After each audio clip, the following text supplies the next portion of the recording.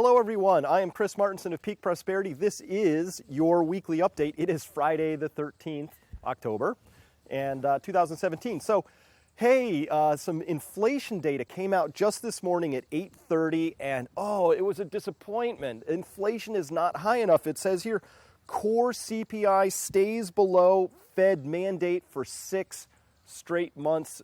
Jason, put that up there and have people take a look at this, because this is amazing. You know, inflation is just too low. But it's not just the Fed that's worried about this. Of course, we had this wonderful headline and article in the Wall Street Journal day before yesterday. I think this came out on Wednesday, which says Draghi, who is the head of the European Central Bank, the ECB, Draghi says ECB's negative rates have been a success. ECB chief says asset purchases would continue until officials see a sustained improvement in the outlook for inflation.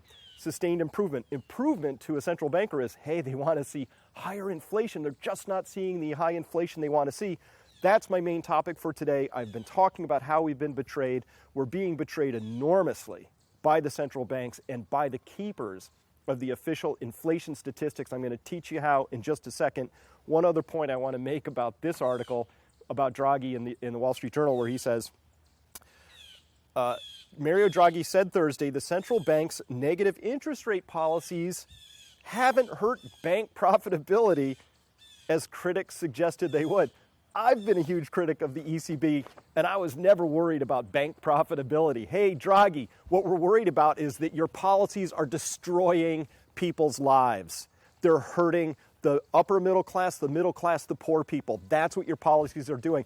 And there's been enormous inflation. Inflation in asset prices, which of course you love. It makes all your friends rich, and all the people who sit on the European Commission, they are all holders of these assets. So of course they're happy, and the banks hold all these assets, and the speculators and the private equity funds, of course they've been thrilled with these policies.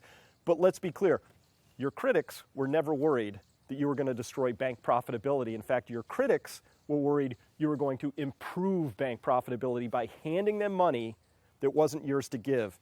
So that was the main thing. Now, let's get back to this inflation story, because this is interesting. So let me just tell you one story about how inflation is wrong. I'm going to show you here a chart which shows the inflation as recorded by the Bureau of Labor Statistics in the United States for vehicles, automobiles, light trucks. Hey, you know, they cost something in one year, they cost something in the next year, and here's how they've recorded it over time. Jason's going to put this chart up too, but here it is. And what this shows is that from 1997 to today, the BLS tells you that new vehicles now cost 0.2% more than they did in 1997. 0.2% more. So that's as if you were going to buy a car for $10,000 in 1997, and today it would cost $10,020, because that's what 0.2 looks like in that story, right? Almost nothing. However, if you follow me to this next table, we're going to see that there's this wonderful website called thepeoplehistory.com. You can find out what things cost in any given year. And here we turn back and we'll pull this graphic up. Look here. The average cost of a new car in 1997 was $16,900. Now let's go to today and find out that the average cost of a new car in March of 2017 was $34,300. That's a 102% increase in the price. So you as the consumer, your experience is cars cost more than 100% more. They are more than twice as expensive, $16,000 to $34,000. It's a huge increase. That's what it costs you. But your government, if you're in the United States, has been telling you, what? There's been no inflation. It's been 0.2%. The cars cost the same today as they did in 1997. Now, how do they make that case? Well, they say, but new cars in 1997, they didn't have Bluetooth, and they didn't have the seats weren't quite as good, the interiors weren't quite as nice. So they do these things called hedonic adjustments, meaning for the pleasure of. They think that you get so much more pleasure out of your new car that it's worth basically not even recording that it had any price increase, because even though the price went up, the value you got dragged that back down. But your experience as a person living under these draconian policies, by the central banks and their handmaidens in the government who are lying to you about how much things cost, your experience is it's harder and harder to get by. And oh, by the way, even though you might enjoy your new car more, and I do think cars have gotten better, there's a case to be made in terms of what it does for me. A car in 1997 and a car today still get me to work. They still get me to the grocery store just as fast as they used to. There's no actual improvement in my overall ability to productively enhance my own life. They still get me from point A to point B. So that's the lies and conceit that we've been living under, and it's just been absolutely astonishing. Final chart, this one's amazing. You'll love this one. So we're going to take a look at this one.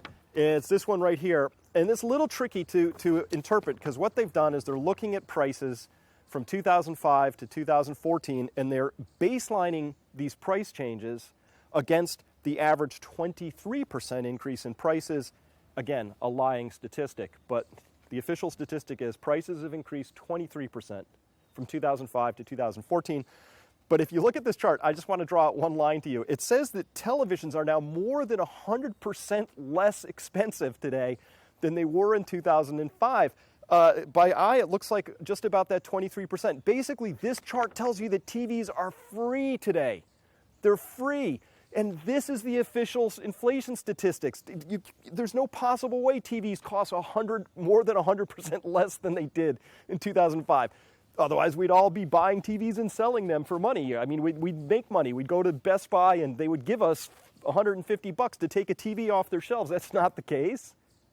But that's the story we live under. These are the lies we tell ourselves.